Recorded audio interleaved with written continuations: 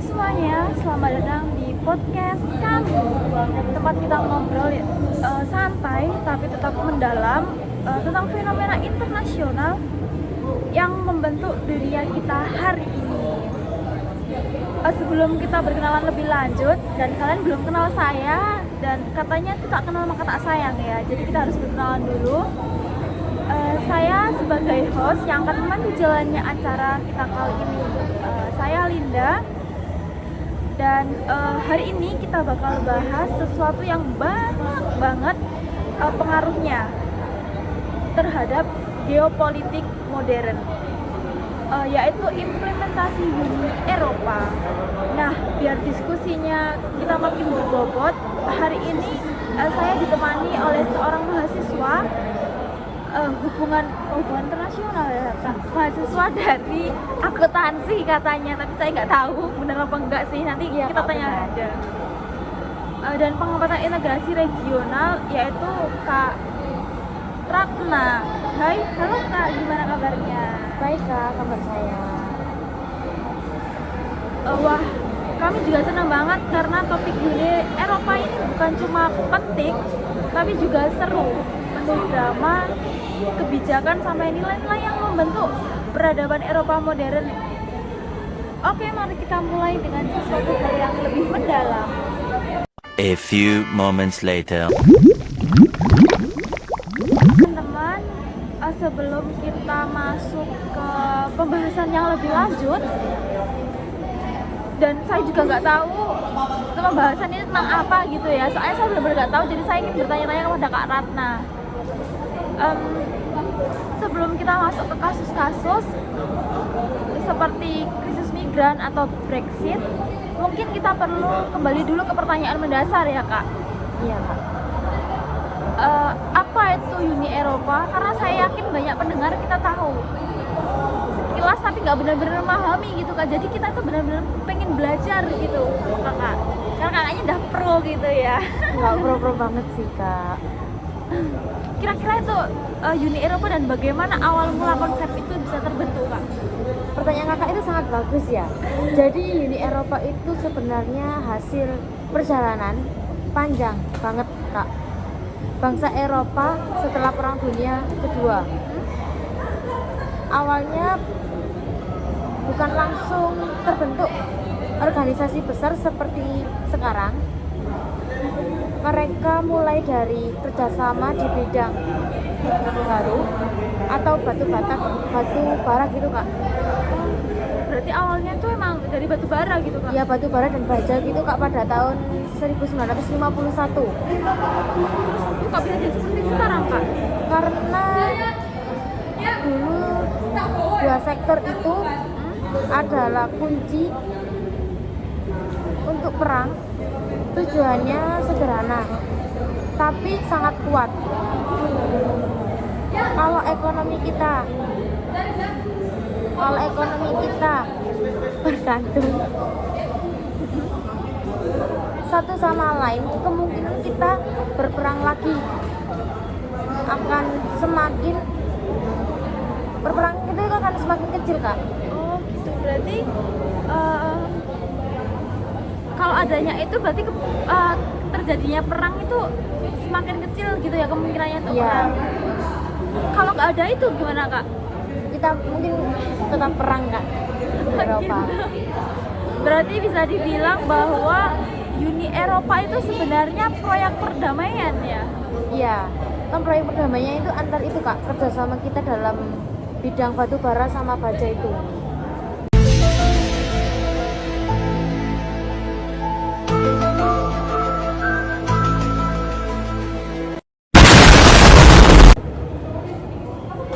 Menarik sekali sih Kak ini topiknya. Tapi saya masih kepo, sangat kepo ini. Belum puas ya. Saya masih mau tanya-tanya lagi. Nah, salah satu hal yang sering bikin pendengar bingung tuh adalah struktur dalam UI itu sendiri. Jadi kalau boleh saya tanya nih Kak, Ya. Agak teknis sedikit sih ini. Uni Eropa itu organisasi apa ya? Apakah seperti negara atau organisasi internasional atau sesuatu yang lain? Huh?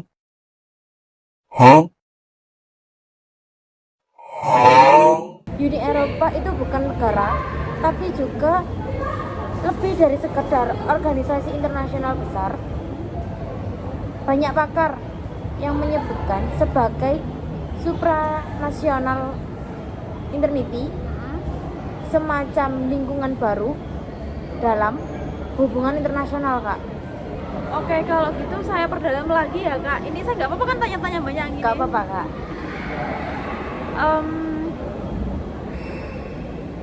Apa yang membuat Uni Eropa itu lebih sekadar dari organisasi internasional kak? Karena dari katanya kakak tadi kan lebih dari sekedar organisasi ya. Iya. Itu apa kak? Jadi aku penasaran gitu.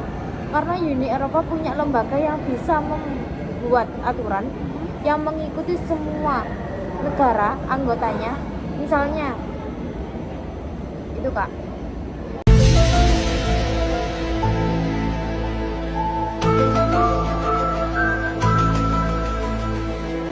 Karena Uni Eropa punya lembaga yang bisa membuat aturan yang bisa diikuti oleh anggotanya, Kak. Misalnya itu Parlemen Eropa, dipilih langsung oleh rakyat. Komisi Eropa, semacam pemerintah pusat versi Uni Eropa, Kak. Dan yang ketiga itu ada Dewan Eropa, tempat kepala negara bertemu. Dan yang keempat itu ada Mahkamah Eropa yang bisa membatalkan hukum nasional kalau kita kayak melanggar hukum Uni Eropa, Kak. Lembaga ini membuat Uni Eropa punya karakter yang unik. A few moments later.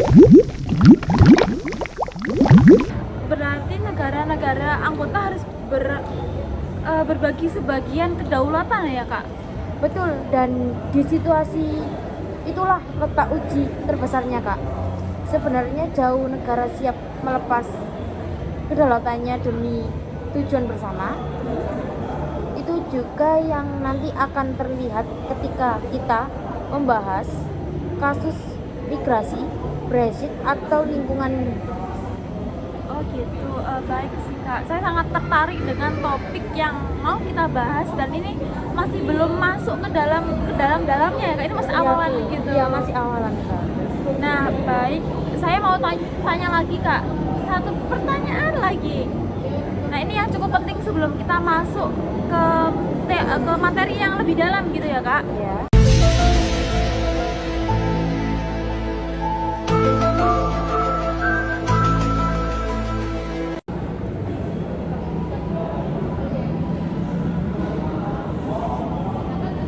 Sebenarnya aku itu mau tanya soal implementasi Uni Eropa. Nah, sebenarnya apa saja bentuk implementasi itu dalam kehidupan sehari-hari? Wah, banyak sekali, Kak. Misalnya itu ya tentang perdagangan. Barang bisa bergerak bebas tanpa pajak. Dan yang kedua itu ada mobilitas manusia. Orang bisa tinggal, belajar atau bekerja di negara lain. Dan yang ketiga itu ada mata uang euro. Itu dipakai di 20 negara, Kak. Dan yang keempat itu ada standar produk kayak makanan, obat, mainan anak. Semua itu harus mengikuti standarnya Uni Eropa, Kak. Dan yang kelima itu ada kebijakan lingkungan, penggunaan energi bersih, penggunaan emisi. Jadi implementasi Uni Eropa itu masuk ke semua aspek kehidupan warganya, Kak. Oh, jadi Uni Eropa itu peraturannya benar-benar ketat gitu ya kak? Iya, Kak. Jadi setiap warga negaranya itu pasti harus mengikuti kebijakannya gitu. Ya, semua Uni Eropa itu harus mematuhi aturan yang ada, Kak. Oke. Kalau kira-kira nih kalau misalkan perbandingannya antara sini sama Uni Eropa itu gimana kak? Sangat-sangat berbeda, Kak, kalau dilihat ya.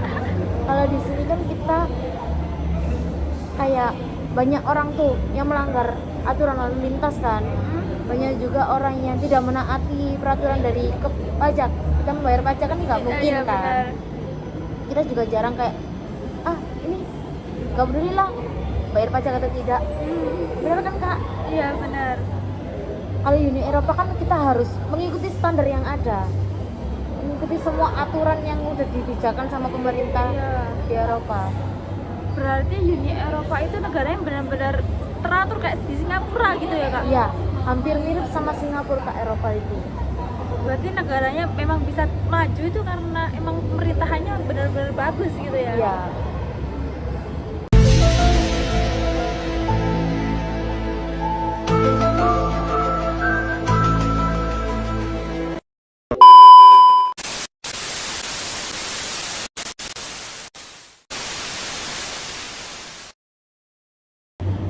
Dan saya rasa pendengar mulai melihat bahwa aturannya itu luas sekali. Tapi apakah implementasi aturan ini selalu berjalan mulus di semua negara atau tidak kak? Tentu tidak ya kak ya. Kan ada tuh banyak perbedaan seperti perbedaan ekonomi, politik, sosial, membuat implementasi Uni Eropa itu jadi nggak merata kak. Jadi mereka itu masih membedakan antara ekonomi yang tinggi sama rendah apa gimana kak? Menurut pendapatku sendiri ya kak, mereka itu membeda-bedakan kayak dia itu kaya, dia itu miskin kayak gitu kak. Ekonominya itu di atas, ekonomi kita itu ada di bawah gitu kan, mereka kan masih mikir gitu. Iya, berarti kesenjangan ya kak? Ya kayak kesenjangan sosial banget ya kak ya kalau di Berarti dunia. hampir sama di Indonesia sih kalau masalah Iya. kayak gini ya. Hampir sama banget kak sama di Indonesia. Tapi cuma kalau masalah kebersihan, masalah peraturan itu benar-benar bagus yang sana gitu. Iya, memang bagus yang sana. Kalau di sana kan kita kan harus mematuhi aturan membuang sampah pada tempatnya. Iya benar. Kita harus mematuhi aturan yang ada. Kalau tidak kita melanggar itu kan akan menjadi ada hukumannya sangat fatal kalau di sana. Oh, benar-benar. A few moments later. Penjelasan yang Kak Ratna berikan tadi benar-benar menarik dan itu merupakan dasar pemahaman kita. Nah, setelah itu kita bakal masuk ke bagian yang sangat seru, yaitu bagaimana implementasi Uni Eropa berjalan di lapangan lewat kasus yang nyata. Jadi kita itu tadi cuma mendasari, jadi teman-teman itu biar lebih paham gitu ya, lebih bagaimana ya, oh ini nanti bahas apa sih, jadi kalian tuh udah punya gambaran sebelum kasusnya muncul gitu. Jadi kita bakal sama-sama belajar di sini, kita sama-sama sharing. Nanti kalau ada salah ya mohon dimaklumi ya sebenarnya teman-teman, karena saya di sini juga belajar gitu. Huh? Huh?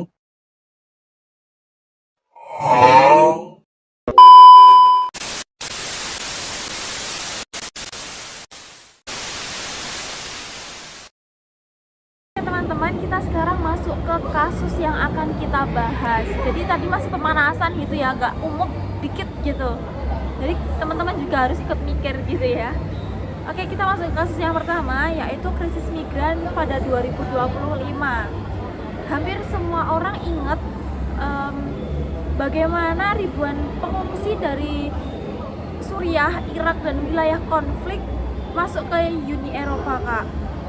Maaf kak, kalau mau merevisi itu bukan 2025 ya kak ya, itu kasusnya itu pada tahun 2015 kak. Oh iya Kak. Aduh, saya ingat itu. Ya maaf sih Kak, namanya udah ngeruduk juga ini. Udah capek juga ya kak ya. Oh, benar. Jadi gimana nih Kak? Tolong bisa bantu jawab pertanyaanku. Negara seperti Thailand dan Yunani menanggung beban terbesar karena posisi geografisnya itu kan sangat gimana ya kak ya, kalau menjelaskannya itu lumayan susah ya. Ada beberapa negara Eropa Timur seperti Polandia sama Republik Ceko itu kayak menolak relokasinya kak dari kasus yang pernah ada. Oh gitu. Dan alasan penolakannya itu apa kalau boleh tahu? Ada beberapa alasan mendukung ya kak ya. Itu tuh ada berapa ya, kalau saya ingat-ingat itu ada 4 kak. Apa? Aku penasaran nih. Alasan yang pertama itu tentang keamanan kak. Takut kan negaranya itu kayak mudah diserang sama negara lain. Benar. Dan yang kedua itu ada kekhawatiran pembuatan perubahan budaya gitu kak. Kan takut kan budaya yang ada sudah ditanamkan, sudah dilestarikan itu jadi berubah. Oh, karena masuknya budaya Asing baru ya gitu. kayak gitu. Kayak ada lagi kak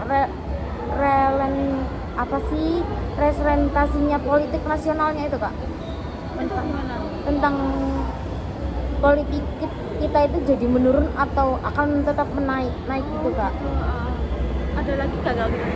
Ada kak yang keempat itu tentang pemerintah, populasi yang menggunakan isu pengisi seperti alat kampanye kak. Oh, berarti itu semua adalah alasan penolakan dari yang udah kakak singgung di awal tadi ya? Iya. Oh, kita boleh nggak masuk ke kasus yang kedua nih, biar lebih paham nih teman-teman. Boleh kak, boleh. Nah, ini yang paling fenomenal banget ya kak, itu Brexit. Nah, apa sih sebenarnya? Banyak yang bilang keluarnya Inggris salah satu tanda implementasi UA tidak berjalan baik. Sebenarnya Setuju sih, Inggris memang sejak awal punya sikap semi-in kak terhadap Uni Eropa itu. Mereka ikut pasar tunggal, tapi tidak ikut apa itu namanya Eurozone kayak Ya. apa ya kak? Kayak Iya kayak susah gitu lidah ya. Jawa ini. Lidah Jawa ini terbelit-belit ya kak ya untuk membicarakan bahasa Inggris itu kak. Ketika Uni Eropa mendorong kebijakan migrasi dan regulasi pasar yang lebih besar, sebagian kondisi itu kayak Inggris merasa kedaulatan nasionalnya itu makin kecil. Implementasinya juga, aturan implementasinya pada Uni Eropa itu kayak kegeser. Gimana ya, gak yang awalnya kita saling tergantung jadi kayak kita akan terpecah gitu kak. Iya kak.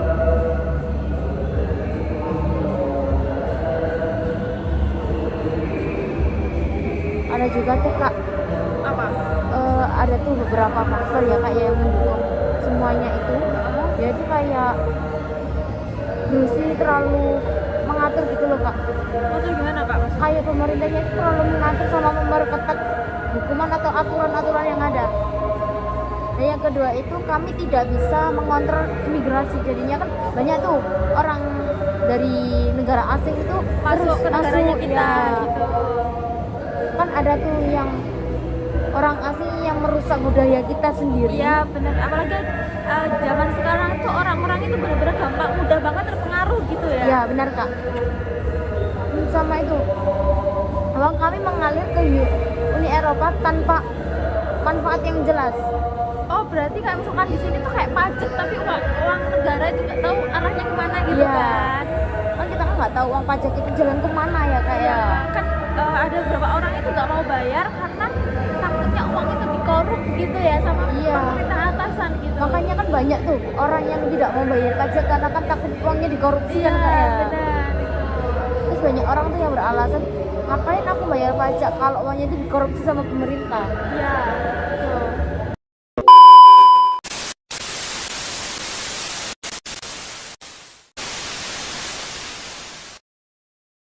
Dan pada akhirnya referendum 2016 itu mengubah peta politik Eropa secara drastis kak katanya. Nah itu bener gak sih kak? Benar kak. Brexit merupakan bahasa implementasi nilai Uni Eropa seperti solidaritas dan integritas kadang itu tidak diterima kak, kayak dengan baik oleh gimana ya jelasinnya itu agak susah ya kak ya. Kan banyak tuh warga negara Uni Eropa itu pernah menentang aturan yang ada. Mereka tuh nggak terima sama aturan yang dilakukan oleh pemerintah itu. Oh kayak demo gitu ya Iya. semacam itu. Iya seperti demo, kan banyak tuh orang yang aku nggak setuju dengan aturan ini, aku nggak suka sama aturan ini, kan banyak tuh bilang gitu. Apalagi mahasiswa itu bisa juga turun tangan ya Kak, kalau Iya, kan kadang mahasiswa kan ikut kampanye untuk menyelesaikan semua masalah yang ada. Tapi malah kadang itu malah buntung kak, kita nggak untung tapi malah buntung gitu. Iya kan, kita kalau ngikutin kampanye sama demo itu gimana ya, kita nggak menemukan solusi yang benar. Iya, apalagi banyak yang sampai ricuh gitu kan, sampai merusak gedung-gedung gitu. Iya, Tapi tapi kan setelah itu malah kita kadang sampai ada yang meninggal, sampai ada yang kayak gitu kak. ya yang pernah terjadi kalau nggak salah di Jakarta kan ya kak ya, Iya benar. yang ada demo sama itu kalau tidak salah tukang ojek Iya, yang nggak tahu sih faktor sebenarnya itu gimana, tapi isu yang beredar itu karena ditabrak oleh babi Nisa sampai meninggal itu kan. iya benar-benar. Jadi aku masih ada satu kasus lagi sih kak. Apa nih kak? Kita ambil satu kasus lagi ya kak. Itu Iya. tentang EU Green, Uni Eropa Green Deal. Jadi banyak yang memandang ini sebagai agenda besar Eropa menuju energi bersih. Nah itu saya penasaran nih kak, boleh kakak tolong bantu jelaskan? Implementasinya juga menarik. Negara seperti Jerman, Denmark, dan Belanda kak sangat gimana ya, sangat progresif. Tapi negara yang ekonominya masih bergantung pada batu bara seperti Polandia menghadapi tantangan besar kak. Dan saya pernah baca sih, nah ini lewat di apa itu di HP ku ya. Belanda sosmed gitu ya kak ya? Bener. Nah itu sempat ada demonstrasi besar-besaran petani kak. Itu bener nggak kira-kira? Iya kak, benar. Petani menganggap kebijakan lingkungan Uni Eropa terlalu ketat dan memberatkan. Jadi implementasi kebijakan hijau tidak hanya teknik tapi juga sangat gimana ya kak, bingung ya mau jelasin itu, Sangat bingung banget. politis banget gitu ya kak? Iya, kayak aku nggak mau kayak gini, aku maunya yang kayak dulu Oh gitu, bener-bener. Dari semua kasus itu terlihat bahwa implementasi Uni Eropa seringkali tidak mulus ya kak. Kenapa bisa gitu kak? Setidaknya ada 4 alasan utama ya kak ya. Perbedaan, setidaknya kan ada 4 alasan utama ya kak ya. Yang pertama itu tentang perbedaan, kayak perbedaan kepentingan nasional. Setiap negara punya prioritas sendiri, kepentingan nasional yang sering bertabrakan dengan keputusan yang kolektif oleh Uni Eropa kak. Yang kedua itu ada variasi kapasitas administrasi. Negara maju seperti Jerman punya apa itu kolaborasi yang kuat. Negara yang lebih kecil kesulitan mengejar standarnya Uni Eropa kak. Oh berarti ada negara yang pengen banget seperti Uni Eropa gitu tapi nggak bisa gitu Iya ya kan, kak? Uni Eropa itu standarnya terlalu tinggi Iya. untuk negara yang kecil Iya. yang ingin dimulai. Tapi berarti negara lain itu terinspirasi dengan Uni Eropa gitu kan? Iya kak. Dan yang ketiga itu ada tekanan politik domestik kak, Gimana tuh kak? yang dimana partai populas itu sering memanfaatkan isu Uni Eropa untuk kepentingan yang gimana ya kak, yang katanya itu ada yang penting ada yang enggak gitu kak. Gitu. Dan keempat itu ada perbedaan ekonomi yang spesifik, di mana Uni Eropa itu mempunyai banyak sekali ekonominya. Pekerjaannya itu kan ya lumayan kan kayak Benar. bayarannya ya lumayan tinggi ketimbang kita yang di Indonesia ini kan pekerjaan kita cuma ada yang di bawah UMR, ada yang pas-pasan di UMR. Dari kan kakak tadi udah jelaskan semua kasus yang udah secara detail dan sangat menarik gitu, udah bener-bener detail banget. Nah sekarang aku mau tanya yang buat yang terakhir kalinya ya kak. Apa itu, Kak? Paling akhir nih. Apa tuh kak? Apa sekarang kita bahas nilai-nilai dalam Uni Eropa yang menurut kakak itu bisa kakak ambil dari semua kasus yang udah diberikan tadi kak? Itu ya kak ya, kasus yang paling sering yang sering terjadi dan ada persamaan dari Uni Eropa sama Indonesia itu kan tentang toleransi dan menghargai kayak perbedaan kita sama provinsi lain apa suku-suku lain gitu kan Kak. benar-benar. Kan saya kan juga berasal dari Universitas Multikultural Kak, Gitu. yang di sana itu banyak dari suku-suku lain berkuliah di situ, kita berteman. Awalnya sih aku ragu ke awal masuk situ Kak, kita berteman itu takut menyinggung suku mereka. Benar. Dari situ kita kayak belajar, tempat temanku ini seru, aku bisa belajar nih budayanya gimana. Iya benar. Kita jadi sama-sama ngerti gitu kan Kak. Iya, kan banyak tuh orang kayak di luar Jawa itu kepingin tahu budaya kita yang di Jawa itu apa. Iya. Dan kita yang juga pengen tahu negara budayanya orang gitu kan. Iya, kayak ada tuh Kak temanku dari Papua, NTT itu sering cerita, kita sering sharing tentang budaya mereka di sana. Benar-benar Kak. Kira-kira ada lagi nggak kira-kira nilai yang dapat kakak ambil gitu? Itu Kak tentang gimana ya, bingung tuh, kayak kita harus memahami human rights atau martabat manusia Kak. Semua kebijakan harus menjaga hak dasar manusia. Iya, karena kan semua manusia punya hak dan kewajibannya masing-masing kan, gak bisa disamaratakan gitu kan. Iya, kan kita kan juga punya kewajiban yang harus kita penuhi sendiri kan. Benar-benar. Dan yang kedua itu ada demokrasi dan rule of law. Keputusan dibuat berdasarkan hukum, bukan kepuasan sepihak.